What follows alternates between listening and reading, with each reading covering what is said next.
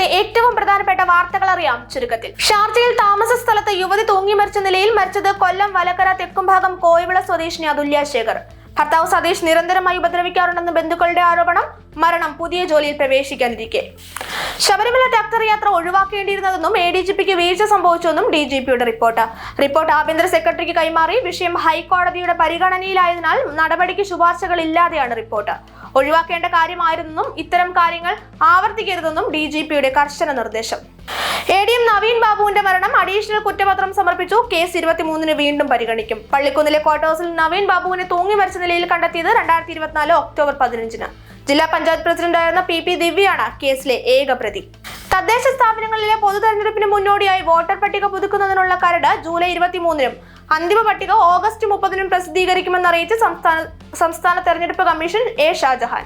കരട് പട്ടിക സംബന്ധിച്ച ആക്ഷേപങ്ങളും അപേക്ഷകളും ജൂലൈ 23 മുതൽ ഓഗസ്റ്റ് 7 വരെ ഓൺലൈനായി നൽകാം.